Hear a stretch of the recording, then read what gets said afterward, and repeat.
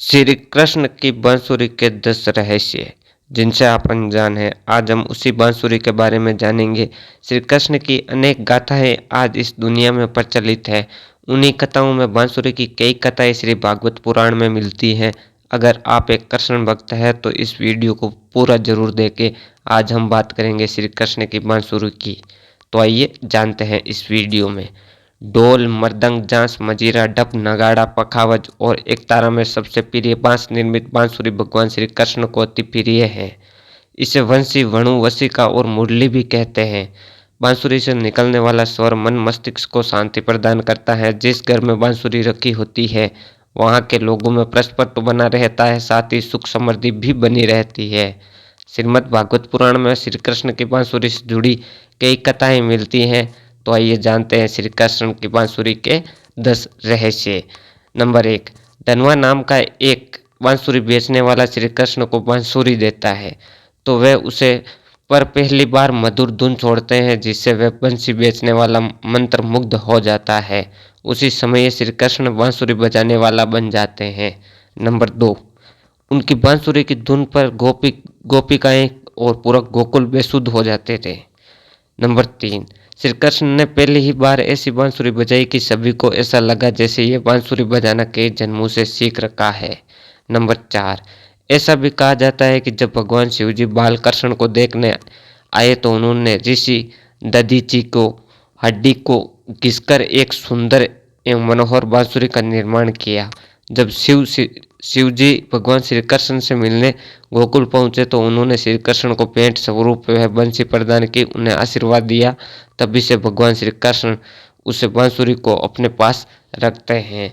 Number 5, Shri Krishna जब राधा और गोपियों को छोड़कर जा रहे थे तब उस रात महारास हुआ और उसमें उन्होंने ऐसी बांसुरी बजाई थी कि सभी गोपिकाएं बेसुध हो गई थी। कहते हैं कि इसके बाद श्री कृष्ण ने राधा को वह बांसुरी भेंट कर दी थी और राधा ने भी निशानी के तौर पर उन्हें अपने आंगन में गिरा और मोर पंख उनके सिर पर बांध दिया था। नंबर 6, बांसुरी के संबंध में एक धार्मिक मान्यता है कि जब बांसुरी को लेकर जब हाथ में हिलाया जाता है तो पूरी आत्माएं दूर हो जाती हैं। जब इसे बजाया जाता है तो घरों में शुभ चुंबकीय प्रवाह का प्रवेश होता है। नंबर 7, श्री कृष्ण की बांसुरी की आवाज सुनकर गाय लौट आती थी। नंबर 8, राधा कुंड से तर श्री कृष्ण से पूर्व राक्षस अरिष्टासुर की नगरी अरिधवन थी। अरिष्टासुर से ब्रजवासिका से तंग आ चुके थे, इस कारण श्री कृष्ण ने उनका वध कर दिया था। वध करने के बाद राधा जी ने बताया कि आपने गोवंश के रूप में उसका वध किया, अतः आपको गोवंश हत्या का पाप लगेगा। ये सुनकर श्री कृष्ण ने अपनी बांसुरी से एक कुंड खोदा और उसमें स्नान किया। इस पर राधा जी ने भी बगल में अपने कंगन से एक दूसरा कुंड खोदा और उसमें स्नान किया। श्री कृष्ण के खोदे गए कुंड को श्याम कुंड और राधा जी के कुंड को राधा कुंड कहते हैं। नंबर 9, एक बार गोपियों ने श्री कृष्ण की बांसुरी से पूछा कि आखिर पिछले जन्म में तूने ऐसा कौन सा पुण्य कार्य किया था जो तुम हमारे मुरली मनोहर के गुलाब की पंखुड़ी जैसे होठों पर स्पर्श करती रहती हो।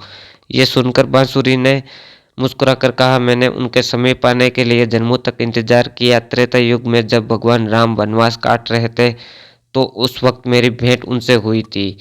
उनके आसपास बहुत से मनमोहक पुष्प और फल थे। उन्हें पौधों की तुलना में मुझ में कोई विशेष गुण नहीं था, परंतु भगवान ने मुझे दूसरे पौधों की तरह ही महत्व दिया। उनके कोमल चरणों को स्पर्श पाकर मुझे प्रेम का अनुभव होता है। उन्होंने मेरी कठोरता की भी परवाह नहीं की थी। जीवन में पहली बार मुझे किसी ने इतने प्रेम में स्वीकार किया था। यही कारण है कि मैंने आजीवन उनके साथ रहने की कामना की, परंतु वे उस काल में वो अपनी मर्यादा से बंधे हुए थे, इसलिए उन्होंने मुझे द्वापर युग में अपने साथ रहने का वचन दिया और उन्होंने अपना वचन निभाते हुए श्री कृष्ण रूप में मुझे अपने निकट रखा। नंबर 10, आखिरी समय में भगवान श्री कृष्ण राधा जी के सामने आ गए। भगवान श्री कृष्ण ने राधा से कहा कि वे उनसे कुछ मांग ले, लेकिन राधा ने मना कर दिया। कृष्ण के दोबारा अनुरोध करने पर राधा ने कहा कि वे आखिरी बार उन्हें बांसुरी बजाते देखना और सुनना चाहती है। श्री कृष्ण ने बांसुरी ली और वह सुरीली धुन में बजाने लगे। श्री कृष्ण ने दिन रात बांसुरी बजाई और बांसुरी की धुन सुनते सुनते एक दिन राधा ने अपने शरीर के प्राण त्याग दिए। आज आपने श्री कृष्ण की बांसुरी के कुछ रहस्य जाने। अगर वीडियो अच्छा लगा तो वीडियो को लाइक और चैनल को सब्सक्राइब ज़रूर करें और श्री कृष्ण का आशीर्वाद आप सब पर बना रहे, हम यही प्रार्थना करते हैं उनसे। जय श्री कृष्ण।